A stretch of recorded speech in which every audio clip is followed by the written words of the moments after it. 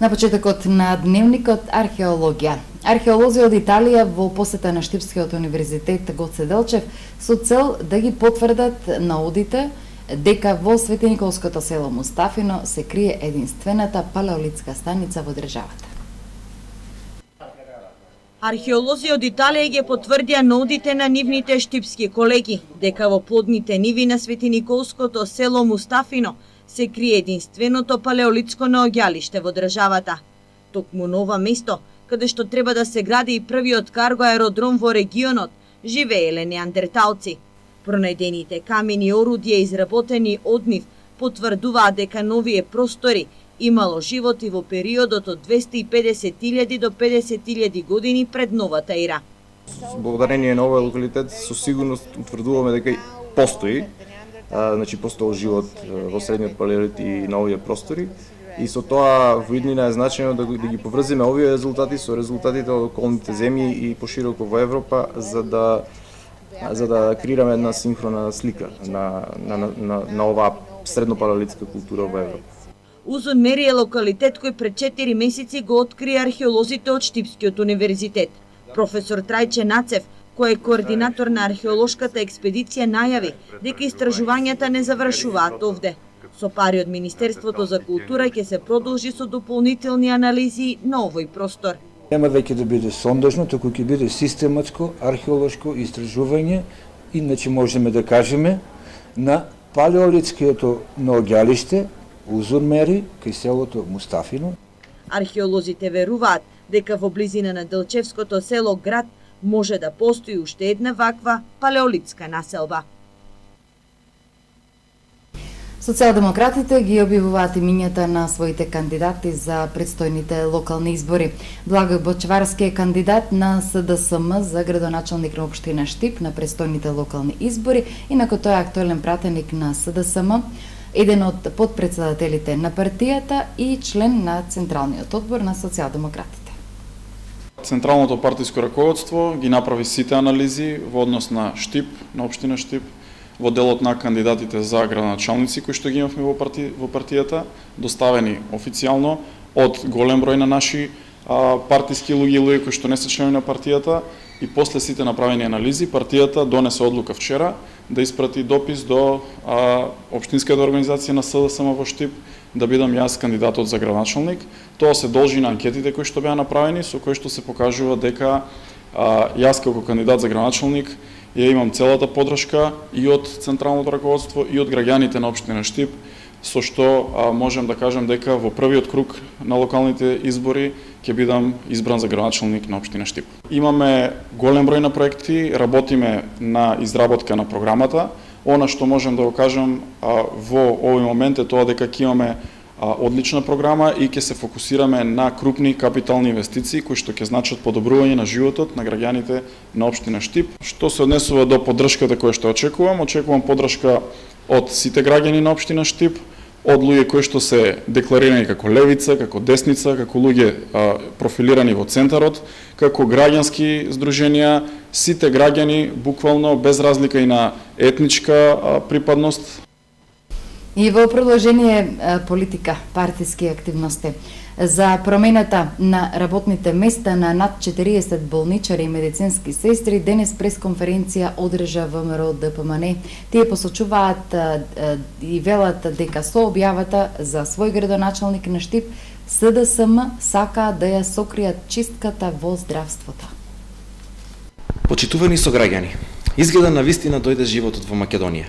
Со веста за својот кандидат за градоначалник на Штип, СДС сака да ја сокријат чистката во здравството. Животот во Македонија пропагираше еднакво за сите, но донесе реваншизам, страв и несигурност на работните места во Штипската клиничка болница. Во време кога изградбата на новата клиничка болница е во застој и најважните апарати не функционираат, новиот директор подели решенија за промена на работните места на над 40 вработени во болницата.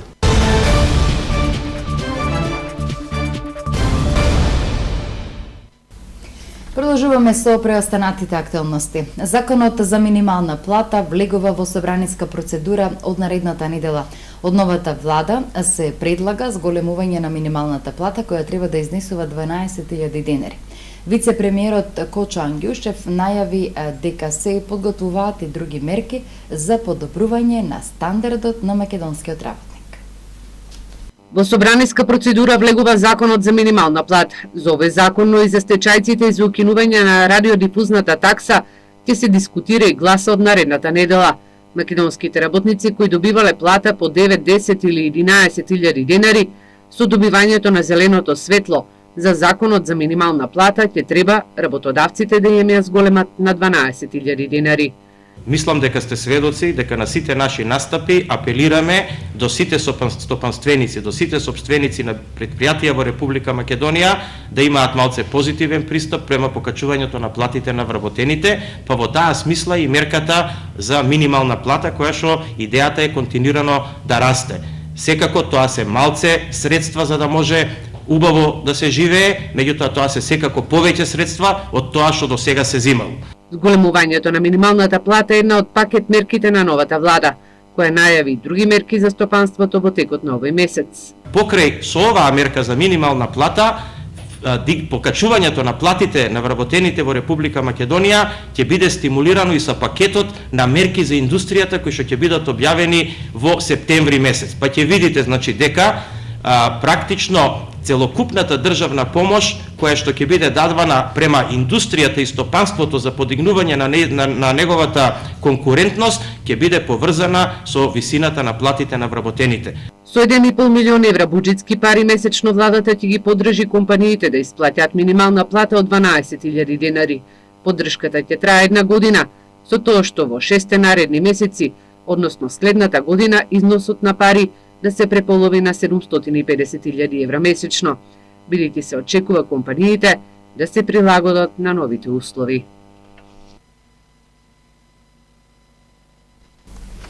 Со следниот материјал одиме во Берово, а оваа општина речиси половина година работи со блокирана сметка. Блокадата е поради неисплатен долг во висина од 32 милиони денари за, како што вели градоначалникот на Джински, за проект што половично бил реализиран во 2003 година. Покрај Берово со блокирани сметки се Делчево, Пехчево, Карбинци и Зрновци. Наџински посочи дека блокадата нема да представува проблем за исплаќање на општинските изборни комисии, бидејќи општината има обезбедено средства за оваа намена. Во општина Берово дојде предлог за извршување од страна на извршител на 29 март 2017 година по основ на пресудена пресуда за исплата на долг за изградба на регионален водовод кој бил граден во 2002 година и не знам тогаш зошто не бил платен или пак бил платен, а луѓето од Пелагонија повторно успеале да обезбедат некакви документи, во тоа да не навлегувам, но ние, иако на тужбата главното побарување беше од 15 милиони денари, успеавме да докажеме дека за тоа што не тужеа негде не е градено и не е реализирано, не го правеле тие тоа, и бевме осудени да надоместиме долг од 7 милиони и 800.000 денари со плаќање на камата и затезна камата од периодот на градењето, тоест од 2002 година до 2017 година март месец.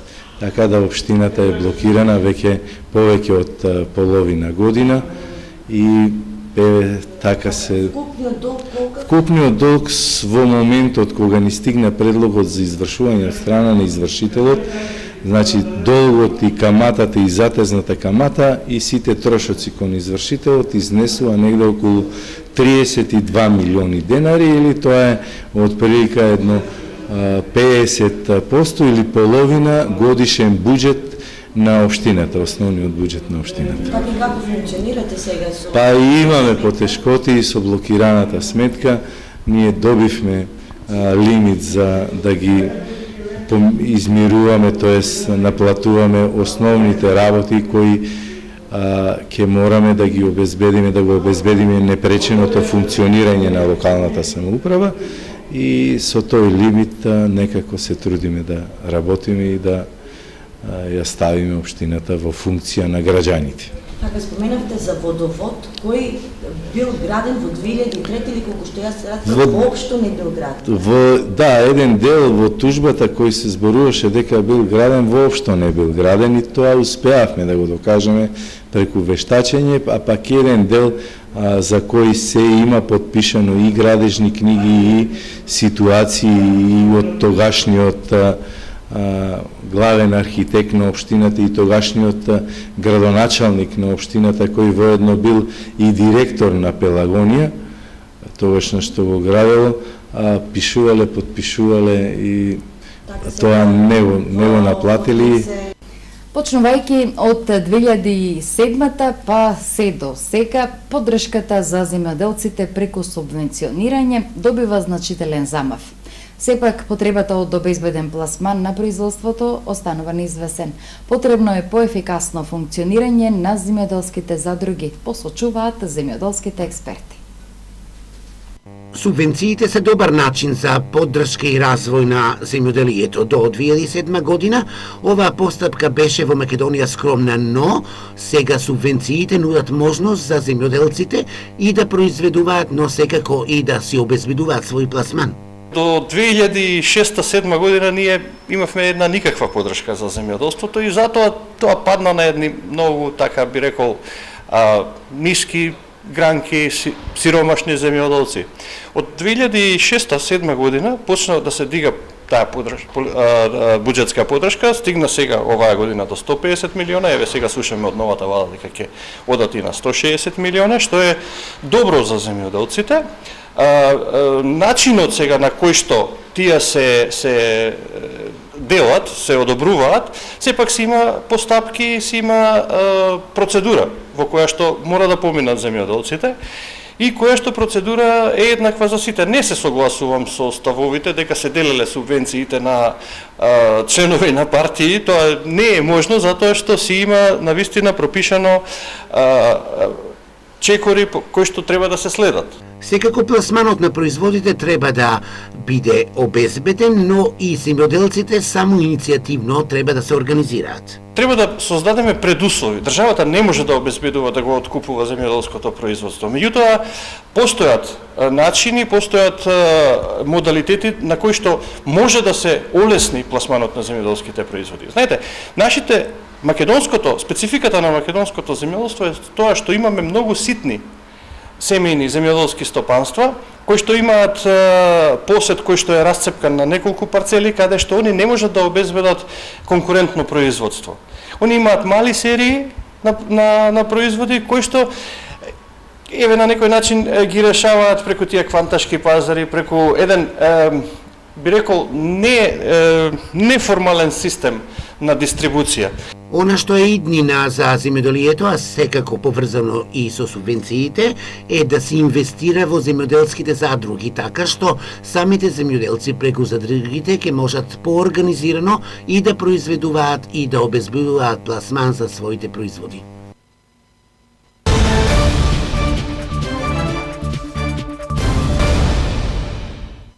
Активни, дружелюбиви во третото доба од својот живот. Над 500 пензионери од 40 здруженија во 11 спортски дисциплини денеска во Кочани учествуваа на 22-те републички пензионерски спортски надпревари. Министерката за труд и социјална политика Мила Царовска најави подобар живот за пензионерите со тоа што ќе се зголемат пензиите, а истовремено ќе се подобруваат и стандардите за живот во домовите за стари лица. Првите пензионерски спортски игри се одржале 1996 година во Охрид.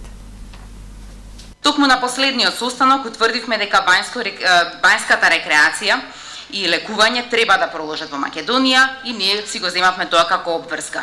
И во моментов тече имплементација на проектот, и за 2018 година ќе има средства да овој проект проложи понатаму. Исто така се обврзавме согласно законот да ги почитуваме пензионерите и растот на платите и растот на трошоци за живот да се усогласува со пензиите 2 пати годишно и владата секогаш на крајот на годината, согласно кондицијата на буџетот и растот на буџетот, да исплатиме дополнително покачување до сите пензионери. И тоа што во Македонија знаеме дека пензионерските домови се во многу лоши услови. Дополнително патронажна служба или палијативна грижа во домашни услови се уште немаме развиено во Македонија, а ние си го земаме како обврска да тоа во иднина, во 2018 година и тоа како го развиваме. Со Светска банка договоривме проценка на сите пензионерски домови и поединечна инвестиција за да може да ги унапредиме тие места каде што живеат пензионери. И на крајот спорт, односно фудбал. Екипата на Кидго Пехчево по втор пат го совлада тимот на Осогово од Кочани со идентичен резултат од 4-0, а на теренот на Бело Бредо го победи и тимот на Кежовица од Ново село. Паузата во првенството тимот на второлигошот Осогово ја искористи за одигрување на пријателски надпревар со третолигошот Кидго Пехчево, кој пак се подготвува за старт во третата фудбалска лига Исток. Ова беше реванш надпревар на Кидго и Осогово, во кој тимот од Кочани бараше можност да се искупи за тешкиот пораз во првиот меч изразен со резултат од 4-0. Но за жал, играчите на Кидго, иако гости одиграа велемајсторски, ги прегазија домаќините со идентичен резултат од 4-0. Стрелци на головите за Кидго беа Мартин Стојанов и Мартин Димовски, кои постигнаа по 2 гола. Во меѓувреме, четата на тренерот Трајче Сенев го одигра и толку очекуваниот пријателски меч со симпатичниот тим на Кежовица од Ново село. На теренот во Белобродо беше прикажан одличен фудбал во кој Кежовица со голот на Петар Левков поведе со 1-0.